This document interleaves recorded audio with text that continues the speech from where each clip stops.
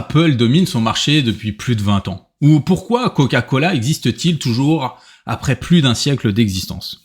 La réponse tient souvent à un seul fait. Ils ont un moat. Ce mot revient sans cesse dans la bouche de Warren Buffett pour expliquer pourquoi les gagnants boursiers gagnent.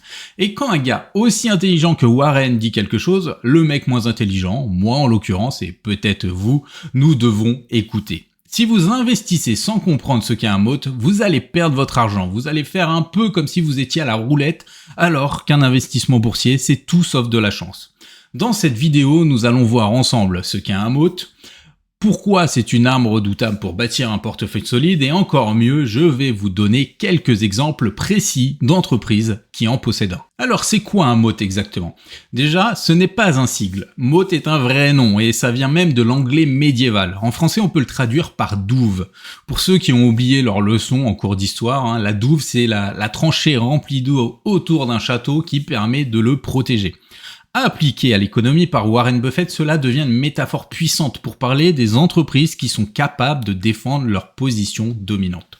En d'autres termes, un moat est un avantage concurrentiel durable. Ce n'est pas juste une innovation facile à reproduire comme la fonction vibreur d'un téléphone ou une campagne marketing réussie avec la dernière célébrité à la mode, mais quelque chose de profond, de difficile à copier qui empêche les concurrents de venir grignoter vos parts de marché. Comme je sais que vous aimez bien les exemples, je me suis noté quelques types de mots à vous présenter. Par exemple, l'effet de réseau. Plus il y a d'utilisateurs, plus le service est utile et indispensable. Un exemple parfait est Visa ou Meta. Si tout le monde est dessus, il est difficile de changer. Vous avez aussi les coûts de changement. Pensez à une entreprise qui utilise Salesforce pour gérer ses clients. Tout est intégré, automatisé, connecté aux équipes de vente. Abandonner le système implique de former tous les employés, de migrer les données, reconfigurer les process. Bref, un cauchemar. Vous avez aussi la marque forte. Certaines marques vendent plus qu'un produit. Apple ou Coca-Cola que j'ai cité, mais aussi LVMH ont des liens émotionnels avec leurs clients. Je pense aussi à la pâte à tartiner Nutella. En France, 9 personnes sur 10 que je connais ne pensent qu'à ça pour les crêpes. Vous avez l'avantage de coût. Il suffit de passer devant un Costco le week-end pour comprendre ce qu'est un avantage de coût. Les clients sont prêts à attendre 20 minutes pour se parquer et ensuite ils supportent des files bondées, un magasin assez horrible pour acheter 20 boîtes de céréales, mais elles ne sont pas chères. Et je termine par les actifs intangibles, brevets, licences, réglementations spécifiques. Ce sont des barrières invisibles mais très efficaces. Un bon exemple est Ozempic. Ce seul médicament devenu un bonbon pour ceux qui en ont trop mangé a dopé le PIB de son pays d'origine, le Danemark. C'est assez fou. Retenez que plusieurs modes sont possibles, il ne s'agit pas d'un bon produit seulement, c'est une entreprise qui domine parce qu'il est très difficile, voire impossible de venir la concurrencer. Et quand vous souhaitez investir sur le long terme en bourse, c'est ce que vous devez rechercher. Ça fait la différence entre une bonne action et une action exceptionnelle. Avant d'expliquer plus en détail ce qu'est un moat, je pense un peu à ma pomme. La chaîne est jeune et sans vous, je ne peux pas améliorer sa visibilité. Donc si vous pouvez aimer la vidéo, c'est un gros plus pour moi, je vous remercie. Vous pouvez aussi vous abonner car dans les prochaines semaines, j'ai plein de vidéos prévues sur l'économie en général, la bourse notamment, et d'autres un peu plus spécifiques sur le Québec. Je vous remercie. Alors pourquoi ce moat est si important pour un investisseur? Le moat, c'est la garantie que l'entreprise pourra continuer à créer de la valeur sur le long terme sans se faire balayer par la concurrence. Et pourquoi c'est important? Parce que ça permet à une entreprise de protéger ses marges. Si elle est seule sur son créneau ou si les clients ne peuvent pas facilement partir vers la concurrence, elle peut fixer ses prix, contrôler ses coûts et dégager des profits réguliers. Il suffit de regarder des secteurs qui ont pourtant très bien marché où les entreprises n'avaient pas de moat. Les télécoms par exemple. Pendant des années, les opérateurs se sont livrés à une guerre des prix sans fin. Le client est aujourd'hui aussi fidèle qu'un acteur hollywoodien et il change à chaque fois au moindre rabais. Résultat, les marges sont très faibles, l'instabilité est permanente et aucun opérateur ne doit dormir sur ses deux oreilles. Un autre atout de cet avantage durable est la stabilité dans les périodes économiques difficiles. Une entreprise avec un moat résiste mieux aux crises, aux nouvelles technologies, aux concurrents low cost qui arrivent. Elle a un matelas de sécurité et cela est encore plus vrai quand elle est dans un secteur défensif comme l'alimentation. Une société comme Walmart l'illustre. Regardez la courbe de son action. On dirait une ascension vers un Everest infini. Et pourquoi? Parce que, qu'importe les crises, John et Kate du Michigan vont depuis 20 ans tous les vendredis à Walmart pour faire leur épicerie. Pour un investisseur, le MOAT signifie aussi moins de volatilité dans les résultats et souvent une croissance plus prévisible, plus de dividendes. Cela facilite l'évaluation de l'entreprise. Or, prévoir en investissement, c'est de l'or.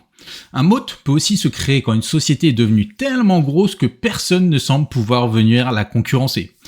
L'exemple d'Amazon avec ses services cloud, Amazon Web Services.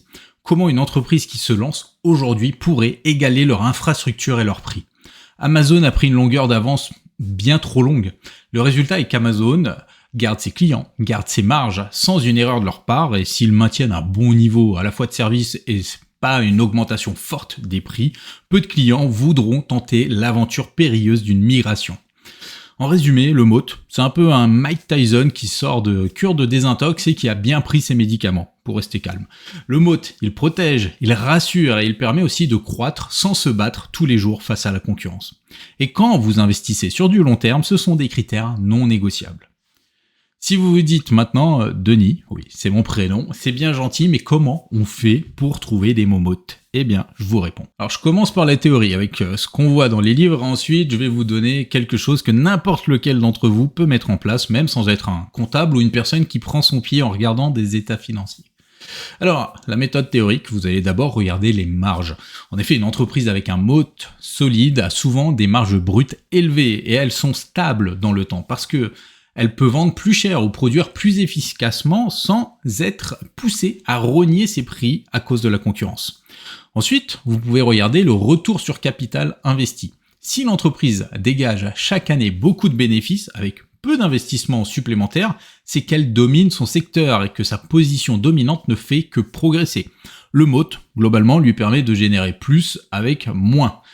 Un autre indicateur intéressant peut être la croissance régulière du dividende, même si une entreprise qui s'endort sur ses lauriers pourrait entrer dans cette catégorie. Toutefois, regardez les leaders historiques, comme les sociétés qu'on appelle les dividendes aristocrates. Ce sont celles qui ont augmenté leurs dividendes chaque année depuis au moins 25 ans. Vous avez des sociétés comme ExxonMobil, McDonald's, Procter & Gamble, Coca-Cola. Toutes ont un MOAT bien en place. Une entreprise ne peut pas verser chaque année pendant des décennies des dividendes de mieux en mieux sans avoir une activité très solide. Une autre idée peut être de rechercher une entreprise avec une clientèle fidèle. En effet, une entreprise avec un MOAT n'a pas besoin de dépenser des fortunes pour reconquérir des clients car elle ne perd jamais les siens. Dans les chiffres, dans les stats, cela se traduit par des revenus récurrents et un taux de rétention élevé. Enfin, dernière idée, portez attention à la stabilité du chiffre d'affaires et au flux de trésorerie libre. Une entreprise avec un MOAT aura des revenus réguliers, peu sensibles aux crises. Et tout ce cash qu'elle garde, elle peut soit l'utiliser pour verser des dividendes, racheter des actions ou même investir à long terme. Bon, je glisse juste ça, ne me dites pas que c'est des données uniquement réservées aux initiés. N'oubliez pas qu'une entreprise en bourse doit avoir des comptes public, elle doit montrer ses résultats. Donc vous pouvez soit les trouver sur les sites des sociétés, soit si vous aimez que ce soit encore plus simple, je vous conseille d'aller sur un site comme Morningstar ou Yahoo Finance. Ils prémâchent le travail en sélectionnant pour vous les chiffres clés des derniers rapports. Là, je vous ai mis un exemple ici de Walmart. Même ça, c'est trop compliqué pour vous, je vous en veux pas. Il est assez simple de trouver les chiffres, de les lire, mais les interpréter est plus compliqué. Il faut les comparer au secteur, aux concurrents, aux années précédentes, aux nouveaux qui arrivent sur le marché. Bref, je vous donne une méthode que validerait Pierre Poilievre, le gros bon sens. Quand je vous dis que Coca-Cola a un MOAT, est-ce que vous avez vraiment besoin de chiffres pour me croire ? Regardez votre quotidien, écoutez vos proches et à chaque information trouvée, réfléchissez à son impact sur les cours boursiers. Dans le domaine de l'informatique par exemple, beaucoup de personnes ont compris que le service cloud d'Amazon allait durer. Il était au-dessus de la concurrence, les prix étaient pas très élevés. Et pourtant, combien de ces personnes qui ont compris ça ont acheté des actions Amazon à ce moment-là ?